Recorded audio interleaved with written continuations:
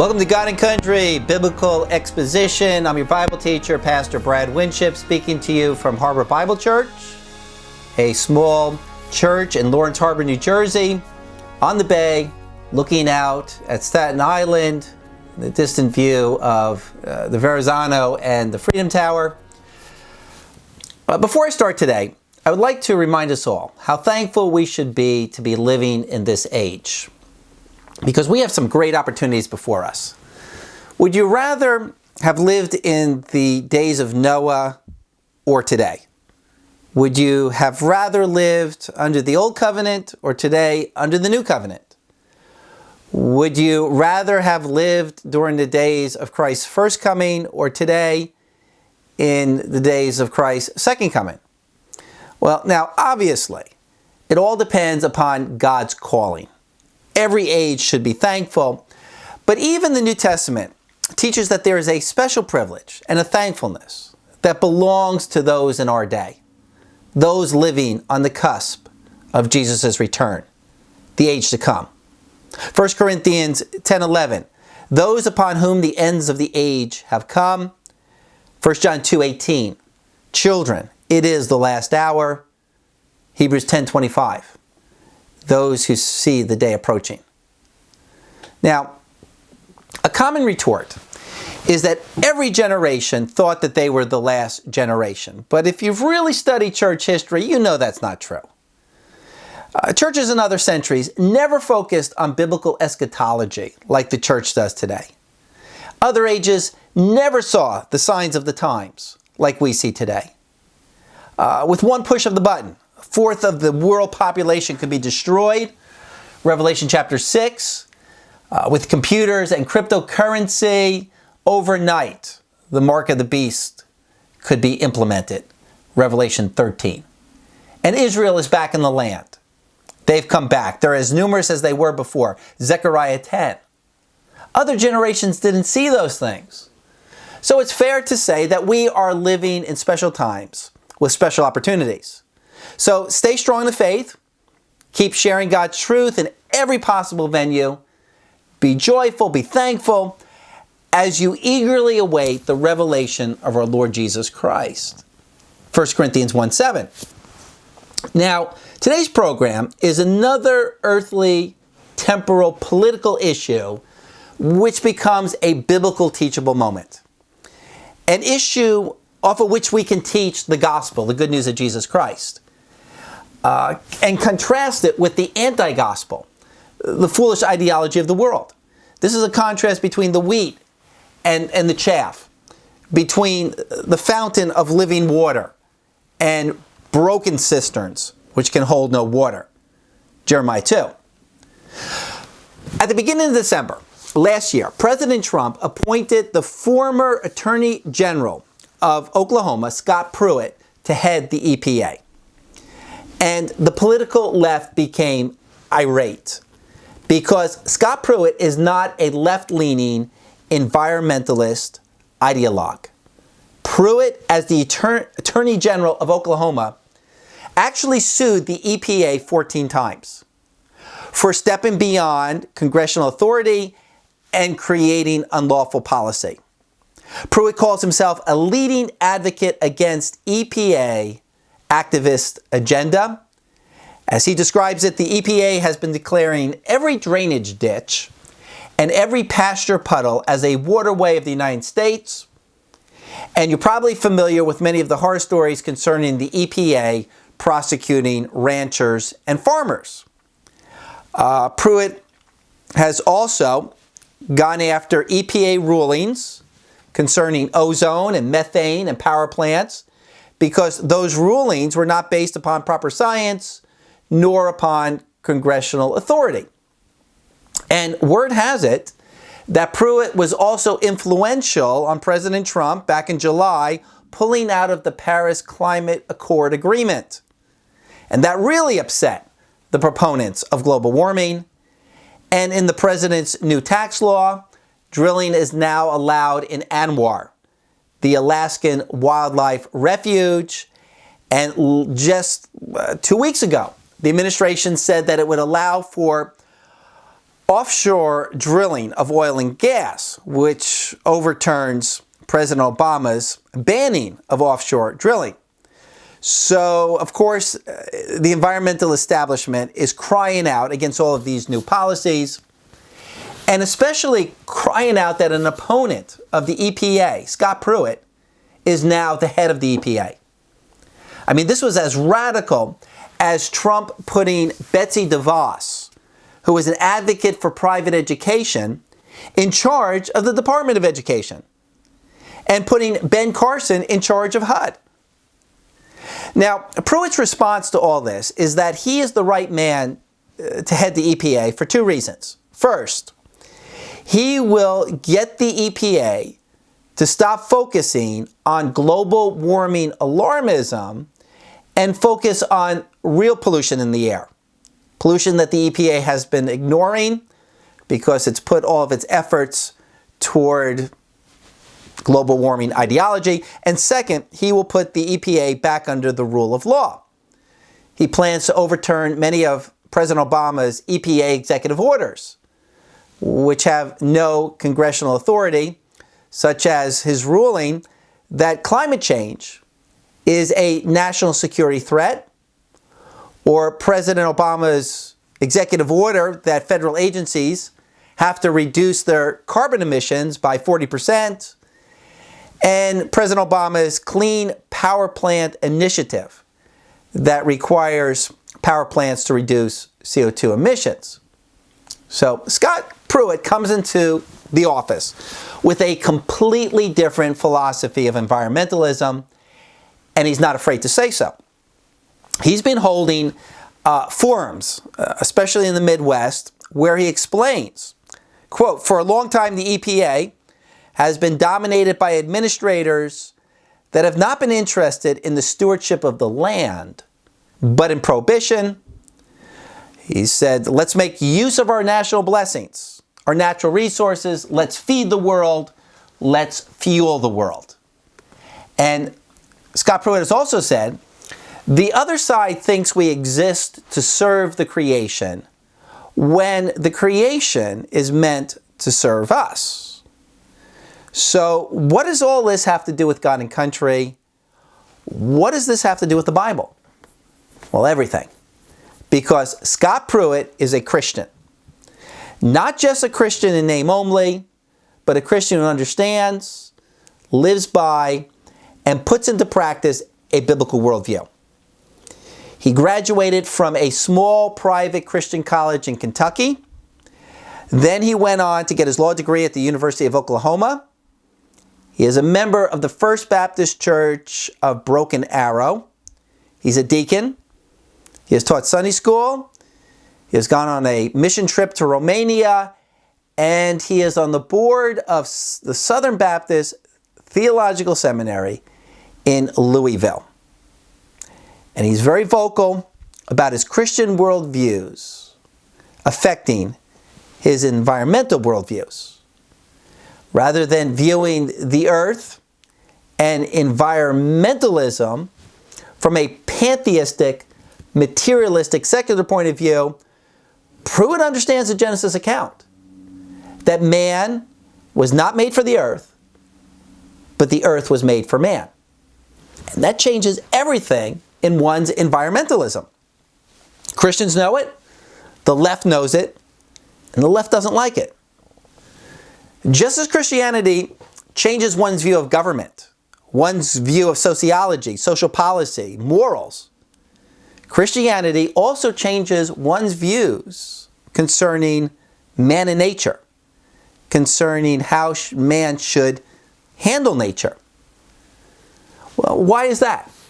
Well, because there is a whole different purpose for life and a purpose for the earth between Christianity and materialistic humanism, secular Darwinism. Now, I've covered this subject before in past God and Country programs, but let me take a moment here and give you a brief biblical synopsis of this whole issue. In the first chapter of the Bible, God lays out some very important foundational truths for Adam and all of Adam's descendants. Genesis 1:28. God blessed them, and God said to them, "Be fruitful and multiply, and fill the earth, and subdue it, and rule over the fish of the sea, and the birds of the sky, and rule over every living thing that moves upon the earth." Now there are two Hebrew words being used here. Radah, which means to rule or to master, and kabosh, meaning to subdue or to exercise control.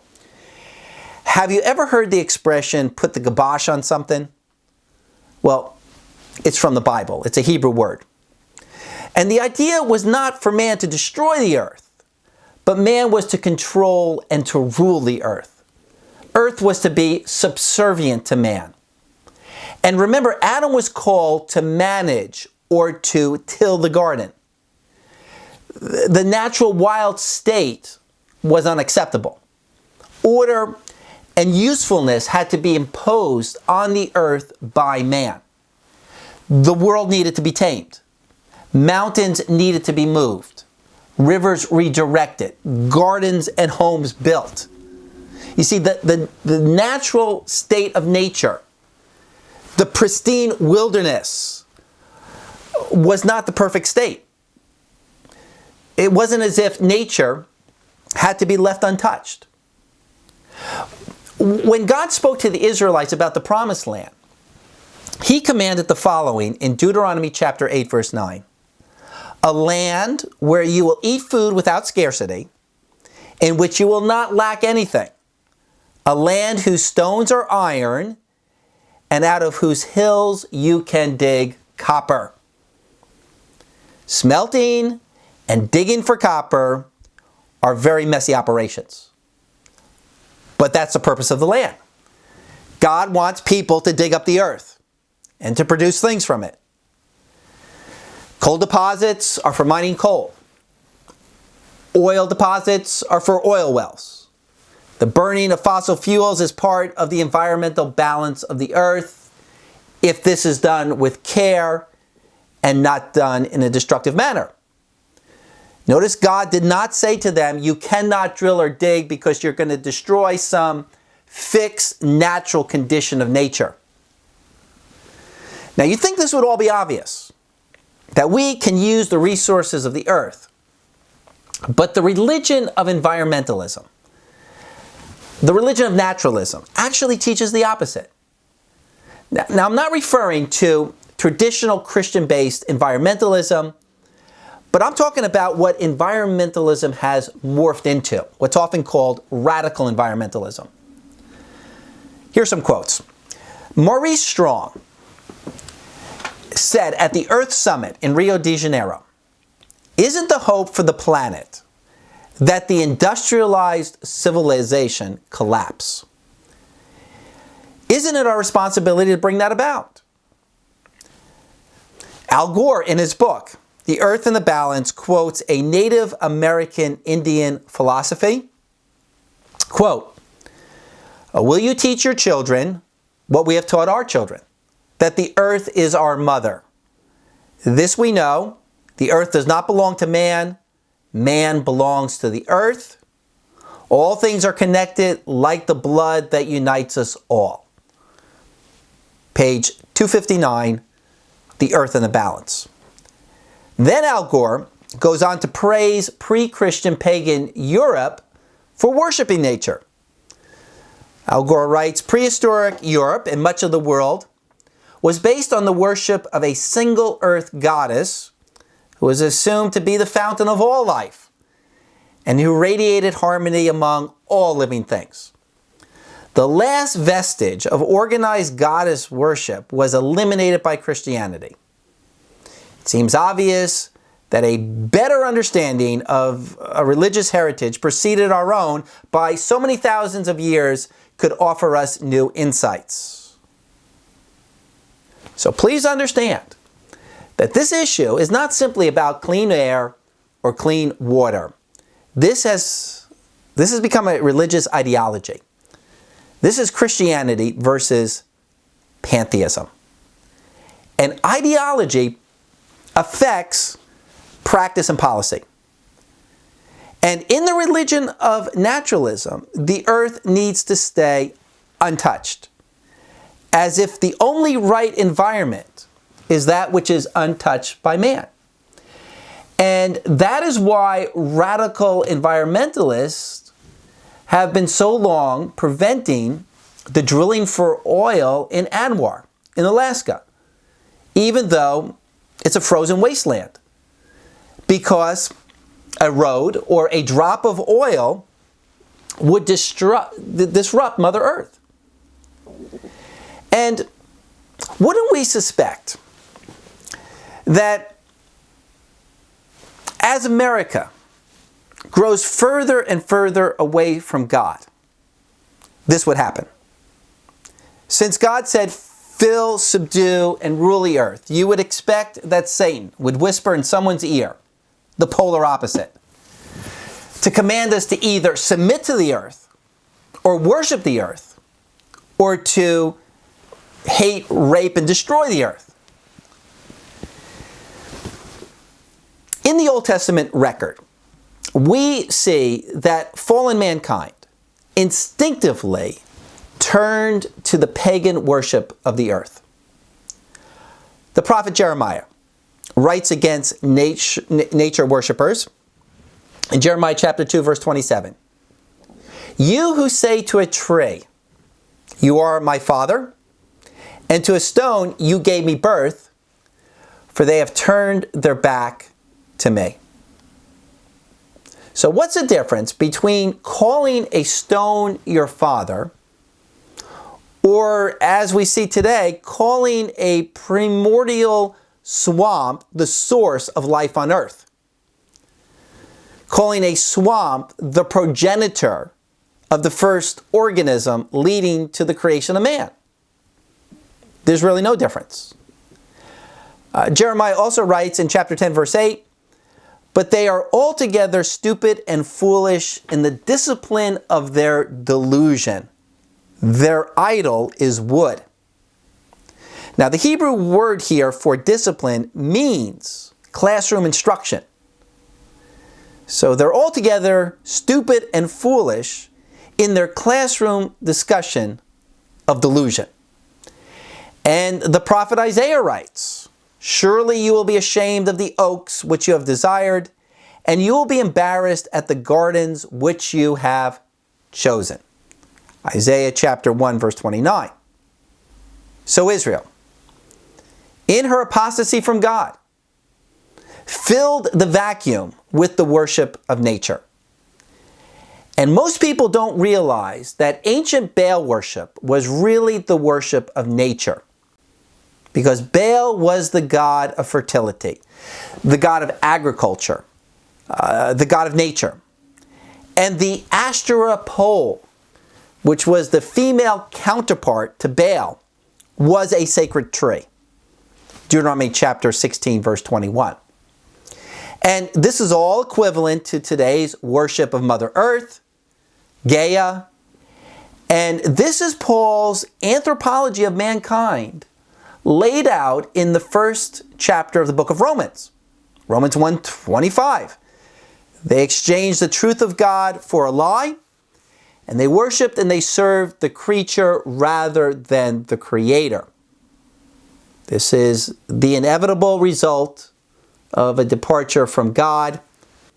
Something else is inevitably worshipped, or at least something else is exalted to the place of importance that God has not ordained. Now, I know somebody listening today might be thinking, well, what I'm saying here is that all of the former heads of the EPA or the staff at the EPA are a bunch of pagan worship naturalists. No, not all environmentalists speak in religious terms. But it is true that many of them hold to that same worldview. Now, there are some leaders in the environmental movement who are vocal proponents of the religion of naturalism. They know it, they profess it, and they are against the Christian worldview.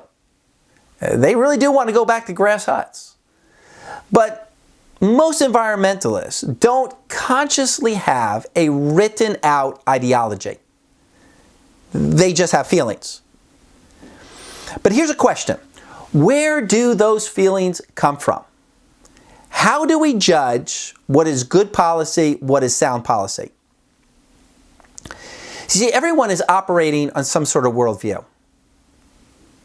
When someone hears of oil being drilled offshore, is the response, oh, that's great progress. More oil. We can build more things. We can have more energy. Or is the response, that's just a horrible thing. There's going to be another hole in the earth. When someone suggests that mankind is destroying the world with CO2 emissions, is the immediate feeling, oh, that has to be true? Or is the immediate feeling, oh, wait a minute, CO2 is a natural byproduct of breathing, and plants use it to grow? That sounds kind of bizarre. Well, the point I want to make here is that there is a subliminal ideology driving people's policy positions. You know, we think we're scientific, we think we're objective, but actually we are more driven by our worldview than by the science. In fact, science and scientific facts are often interpreted by our worldview. Now, I want to take a few minutes here to just talk about the global warming hysteria, because I think that movement perfectly illustrates the religion of environmentalism and many of the errors that are within current environmentalism. For the longest time, I have not been able to really figure out this global warming hysteria. It just doesn't make a lot of scientific sense. It could be that it's driven by money, the need for a cause to get government funding. I mean, after all, this is a $5 billion a year industry. Or it could be driven by environmental ideology, some sort of eschatology or some sort of apocalypse for the religion of environmentalism or naturalism. Or it could be driven by those who are genuinely concerned about the environment, but they have been deceived by leading ideologues. Now, when I ask proponents of man-made global warming about their positions, I find that most of them really have no scientific basis for their views. They tend to operate just on assumptions, feelings, that mankind must be doing something wrong, that nature is sacred, that science is always right, or that people need this moral cause to fight for. I don't find that there's a lot of suspicion on the part of these people that science can be driven by a crisis or a need for a crisis to get government funding, that this could be a substitute for religion, a moral cause to substitute for the true moral cause. Well, anyway, one of my favorite questions to ask global warming advocates is what percentage of the atmosphere is CO2? Almost all of them don't have the answer. Do you know what it is? What percentage of the atmosphere is CO2? And when people can't come up with the answer, I say, hey, take a guess. And usually they come up with somewhere between 20 and 40%. But it's not 40%. And it's not 4%. And it's not 0.4%. It is 4/100th of 1%. Just 400 parts per million. There is 25 times more argon in the atmosphere than CO2. There is 25 times more water vapor in the air than CO2. And plants eat up CO2. So that every summer, the level of CO2 in the atmosphere drops substantially. Because plants are starving for CO2. The more CO2, the more plant growth. And long term, plants naturally consume extra CO2, which keeps the planet in an equilibrium. Now, CO2 levels right now are at 400 parts per million. I was just reading an article this week explaining that plant growth shuts down at 150 parts per million. So there's really more danger of a lack of CO2 in the atmosphere than there is a danger of increase.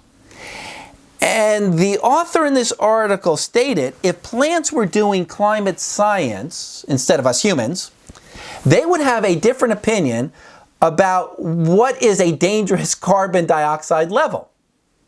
So let's ask the plants. But it is true that CO2 levels have increased. This is the Keeling chart. And it shows that over the last 60 years, CO2 in our atmosphere has increased from 3/100ths to 4/100ths. It's really minuscule. But there has been an increase. And why has there been an increase? Well, it may be because of increased human activity. Over the last 50 years, China and many of the third world countries are becoming more industrialized.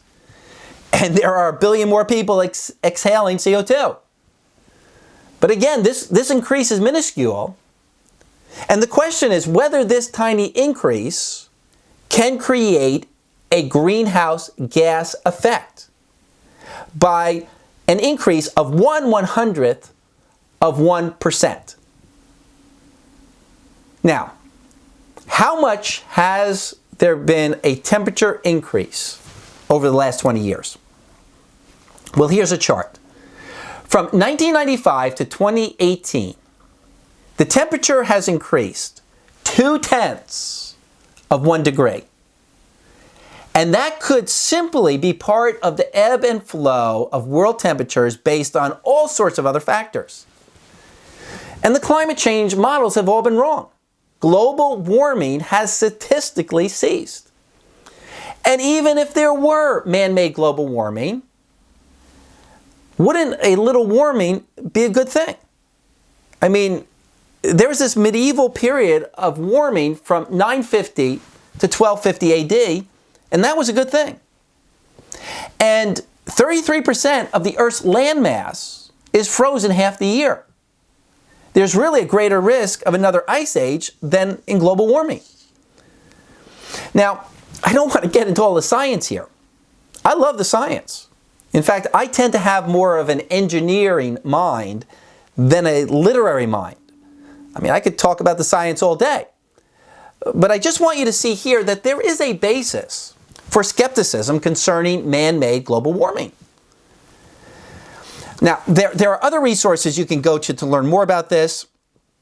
Let me just recommend to you John Coleman's YouTube video, How the Global Warming Scare Began. It's about 40 minutes.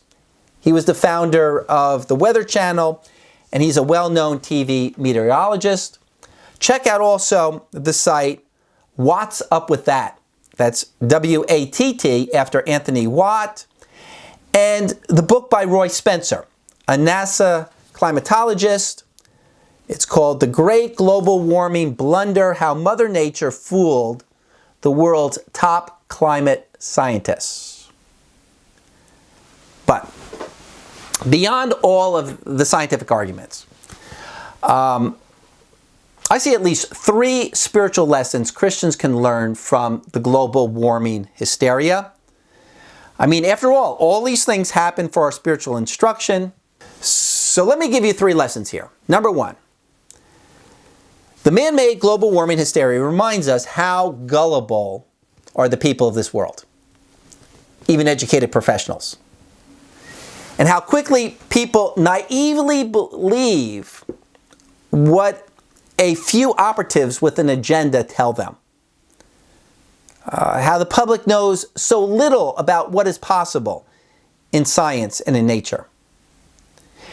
And we really shouldn't be surprised that there is this claim that there is scientific consensus concerning man-made global warming and that the Earth is in for a disaster.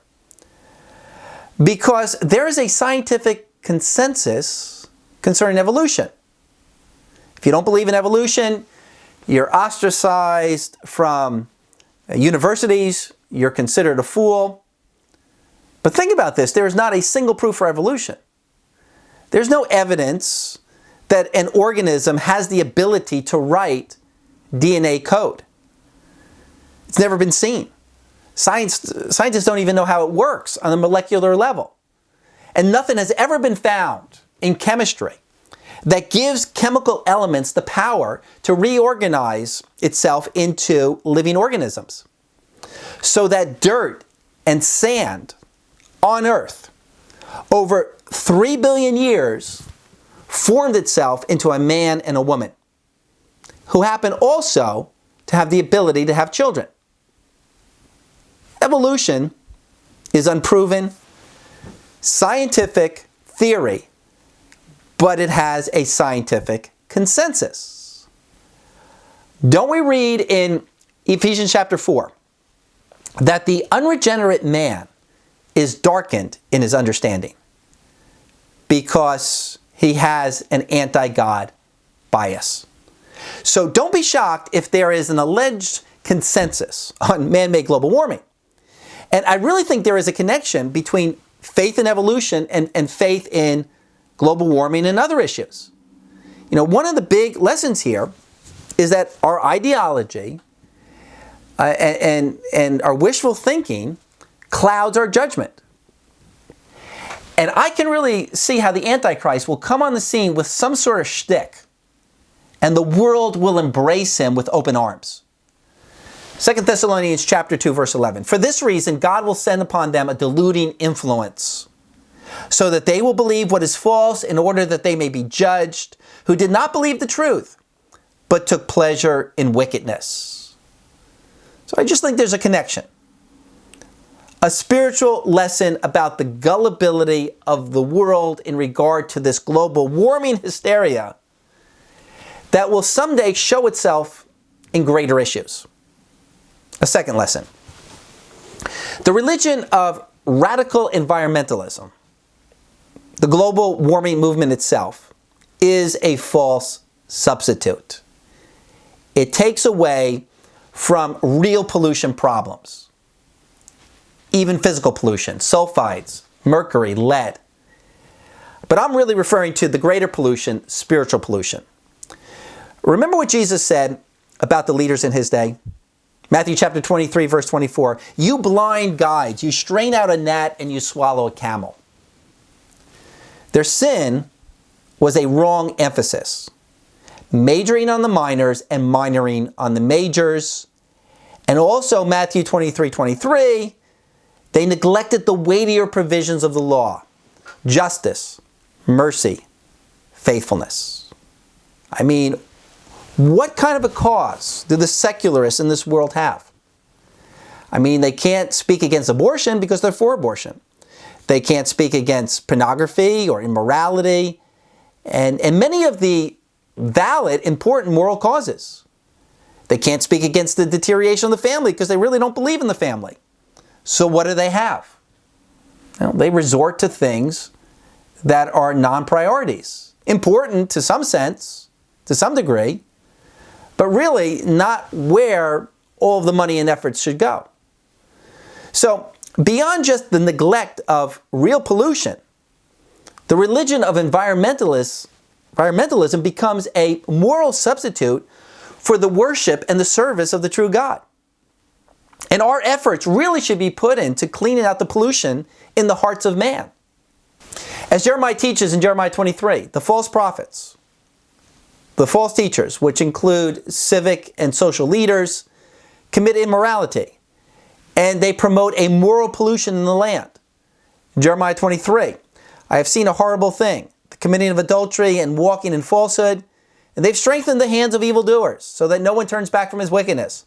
All of them have become to me like Sodom, and her inhabitants like Gomorrah.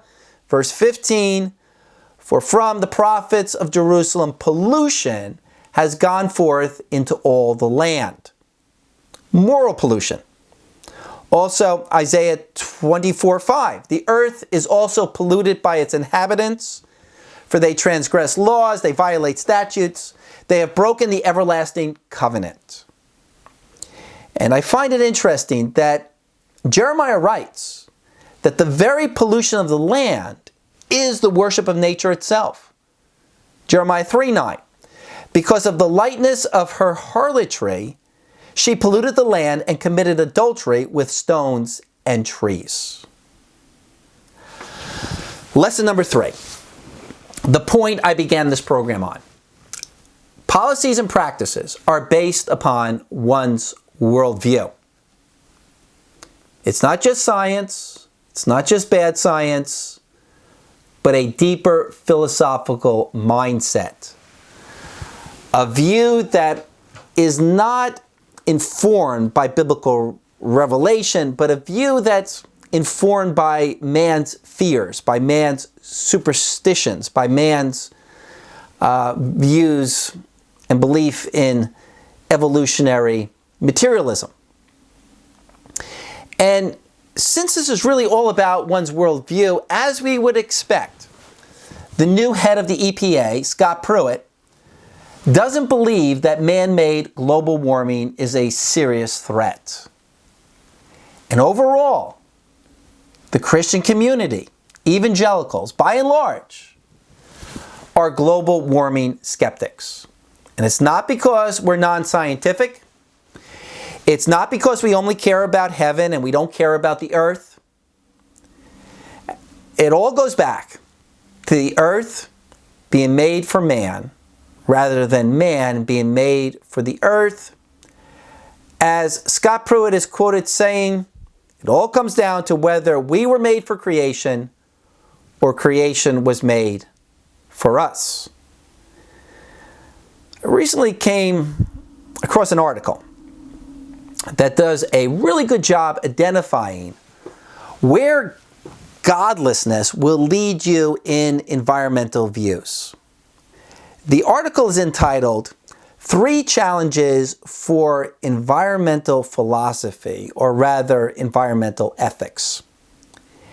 And this professor quotes one of the fathers of the environmental movement, Aldo Leopold. And Leopold's principle for determining environmental policy was a thing is right when it tends to preserve the integrity, stability, and beauty of the biotic community. It's wrong when it tends otherwise. You see, when you have no God, how do you determine right from wrong? What's utilitarian for man? What's good for animals? What's good for planet Earth? I mean, without God, you can't even say that man, or anything man does, is more important than a tree or a rock. Leopold's ethics are really way too subjective. They can easily be interpreted to mean that nature should be left untouched because a house or a factory would hurt the beauty of the biotic community. But says who? By what authority does he say these things? And that's the dilemma for those who have no God, coming up with a basis for ethics. It's true in sexual morals, it's true in government policy, and it's true in environmental policy. Without God, how do you know what is right and what is wrong? And what they usually come up with is based upon man's fallen, default, idolatrous biases. Policies that are opposite to the theistic Christian worldview. And then we have these policy battles between Christians and secularists. Now, outwardly, it looks like a fight over policy, but it's really a fight over core ideologies, the purpose of man, where truth comes from. So, here are the 3 challenges for environmental policies put forth in this secular article. And this really tells us all we really need to know about why there are these battles over environmentalism. The first is environmentalists need to overcome anthropocentrism. And that is about how environmentalists need to remove this idea that man is unique, that man is special, that the earth is for man. Things need to have intrinsic value apart from man, they say, so that things in nature can be more valuable than man. Second, environmentalists need to change man's place in nature. And the author quotes very positively Lynn White, and Lynn White assigns some of the blame to Judeo-Christian doctrines found in Genesis, that we humans are created in the image of God and have been placed in charge of nature. He writes, the point here is that environmentalists have to change the supremacy assumed by humans. We need to see man as part of the biological environment, not above nature. And this is what's being taught in secular colleges, and so no wonder environmentalism today has morphed into radical environmentalism. Number three, the third challenge for environmentalism is defining moral status. And this is all about including animals in the moral realm, making animals equal with man since man is just another animal, and that trees should also have rights. Now, the whole point in this article is that these are the philosophical problems for environmentalists. How do you come up with some sort of ethical foundation for determining right and wrong in dealing with the environment? Well, without God's truth, it's hopeless. And this was Solomon's point in the book of Ecclesiastes. Ecclesiastes chapter 3, verse 19. For the fate of the Son of Man and the fate of beasts is the same. As the one dies, so dies the other. Verse 21, who knows whether the breath of man ascends upward and the breath of the beast descends downward to the earth?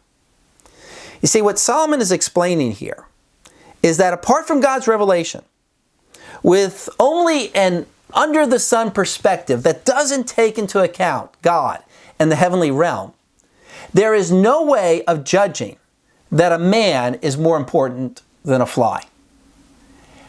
And that's where the secular mind is left in abandoning God. Romans chapter 1, verse 21, for even though they knew God, they did not honor him as God or give thanks, but they became futile in their speculations, and their foolish hearts were darkened. Professing to be wise, they became fools. And that's what happens. In fishing around for an ethical foundation for policy, whether that be in government or economics or environment, they end up with foolishness because they refuse to acknowledge God. Now somebody might say, well, they can base their ethic on science alone. But that's really impossible because science does not give us the answers to man's purpose, to man's destiny, to man's priorities. Science doesn't tell us what's right and wrong. Now, secular humanists will claim that their policies are based upon science, but they're lying to themselves. Their core principles are really based upon their own opinions, upon what is personally beneficial to them, what might bring them in grant money, what might bring them fame. Their core principles, according to the Word of God, are really based on either the lust of the flesh, the lust of the eyes, or the pride of life. Proverbs chapter 14, verse 12. There's a way that seems right to a man, but the end is the way of death. There's a whole lot more that could be said about this issue. I really wish I had more time to explain how some naive evangelicals, being intimidated and impressed by movements that are popular with this world, have jumped on the global warming bandwagon, particularly the National Association of Evangelicals putting out statements chastening Christians for creating global warming. Yet there's been a biblical pushback, a rebuke from other conservative evangelical leaders like James Dobson, Marvin Olasky, Grudem. If you got a chance, look up the Cornwall Declaration on Environmental Stewardship. But for now, the main lesson for today, in Scott Pruitt heading up the EPA, is that theology affects policy.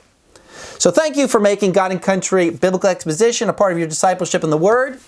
Don't forget to click on the subscribe button and help promote Christian programming. Next week will be a program in regard to the upcoming State of the Union address, in regard to how the Old Testament prophets evaluated the spiritual condition of ancient Israel. What did their State of the Union address look like in 500 BC? Until then, may God bless.